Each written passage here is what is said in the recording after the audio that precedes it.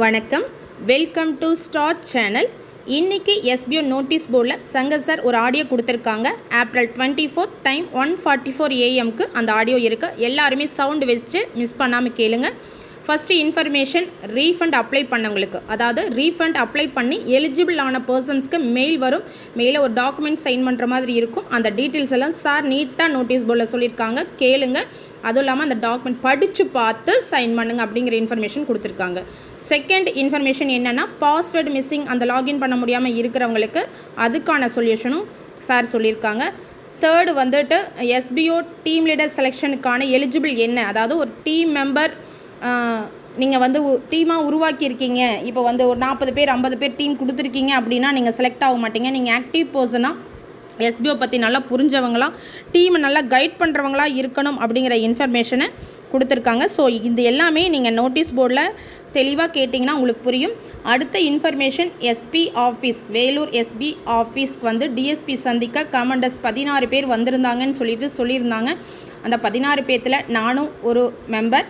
So நான் மெம்பராகவே போனேன்னே சொல்லலாம். ஏன் அப்படின்னா, நம்ம டீம் மெம்பர்ஸ் சார்பாகவும் எஸ்பிஓ சார்பாகவும் ஒரு இடைப்பட்ட ஒரு பாலமாக தான் நாங்கள் இருக்கோம் அப்படிங்கிறத நாங்கள் இங்கே சொல்லிக்கிறேன்.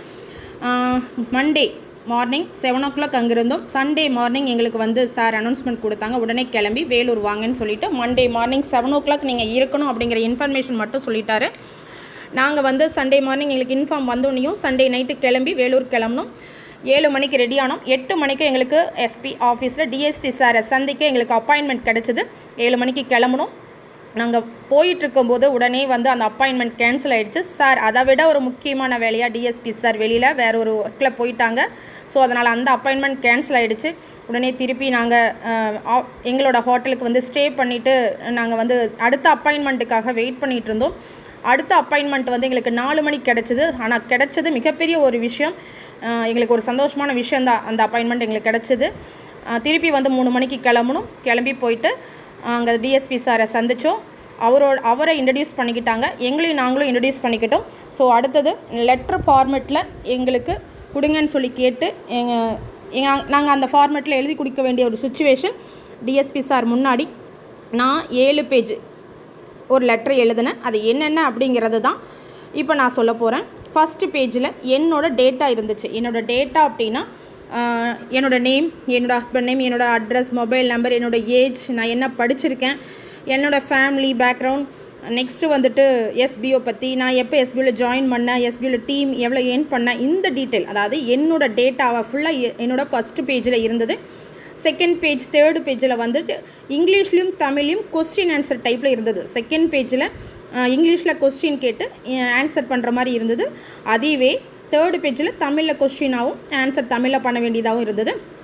அடுத்தது 4th, 5th, 6th, 7th page.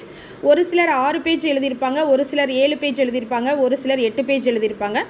நான் 7 பேஜ் எழுதினேன். ஃபஸ்ட் பேஜ் என்னோடய data, second page third page வந்து அந்த இங்கிலீஷ்லேயும் தமிழ்லையும் கொஸ்டின் ஆன்சர் டைப்.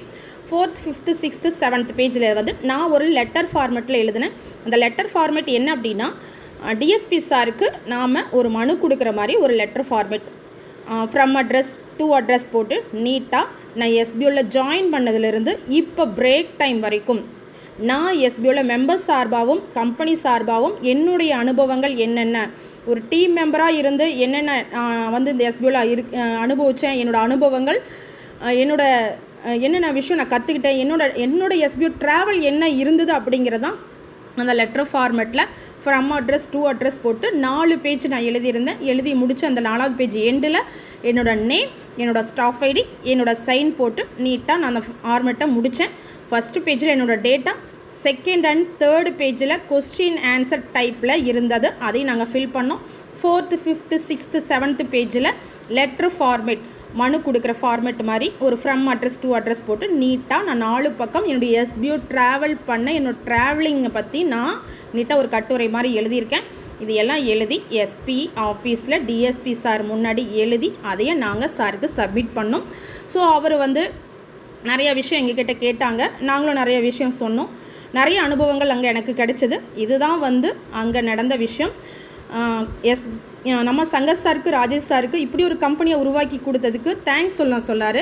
அதுக்கு நாங்கள் சங்கர் சாருக்கு நாங்கள் தேங்க்ஸ் சொன்னோம். அதே இடத்துல டிஎஸ்பி சார் முன்னாடி நாங்கள் தேங்க்ஸ் சொன்னோம். கண்டிப்பாக நம்மளுக்கு ஒரு நல்ல ஒரு கம்பெனியை சார் உருவாக்கி கொடுத்துருக்காங்க. டிஎஸ்பி சார் நமக்கான ஸ்டெப் கண்டிப்பாக எடுப்பாங்க. சொல்லப்போனால் டெல்லி வரைக்கும் அந்த லெட்டர்ஸ் போகும். டிஎஸ்பி சார் கம்பெனிக்கும் டெல்லிக்கும் அங்கே போகிற அந்த ஹெட்டுக்கும் ஒரு பாலமாக இருந்து நம்மளுக்கு செயல்பட போகிறாங்க. நல்ல ஒரு பதில் கிடைக்கும்னு நம்ம காத்துட்ருக்கலாம். நல்லபடியாக நம்ம கம்பெனி மூவ் ஆகும் அப்படிங்கிற ஒரு நம்பிக்கையோடு நாம் காத்துட்ருக்கலாம். 22ஆம் தேதி மண்டே நடந்த விஷயம் இதுதான். டிஎஸ்பி சாரை சந்தித்து நாங்கள் அந்த 16 பேரும் எங்களோட ஓன் எக்ஸ்பீரியன்ஸை எஸ்பிஓவில் நடந்த விஷயத்தை நாங்கள் ஷேர் பண்ணி நான் 7 பேஜ் சப்மிட் பண்ணியிருக்கேன் அப்படிங்கிறத சொல்லிவிட்டு இந்த நோட்டீஸ் போர்டு ஆடியோ மிஸ் பண்ணாமல் கேளுங்க. அதுபோக கீழே கமெண்டர்ஸோட ஆடியோஸ் எல்லாம் இருக்குது. இந்த கமெண்டர்ஸ் ஆடியோ ஒவ்வொருத்தரும் ஒவ்வொரு மாதிரி எக்ஸ்பிளைன் பண்ணியும் கொடுத்துருப்பாங்க. சிலர் ஷார்ட்டாக அந்த 7 பேஜில் என்ன பண்ணியிருக்கோம் அப்படிங்கிறதும் சொல்லியிருப்பாங்க. சிலர் அந்த மண்டே ஃபுல்லாக என்ன நடந்தது அப்படிங்கிறதையும் சொல்லியிருப்பாங்க. ஸோ இந்த ஆடியோவையும் கேளுங்க. இன்றைக்கி நோட்டீஸ் போர்டில் இருக்கிற விஷயம் இவ்வளோ தான். மிஸ் பண்ணாமல் எல்லாருமே இந்த நோட்டீஸ் போர்டில் இருக்கிற அத்தனை மெம்பரும் கேளுங்க. Thank you friends.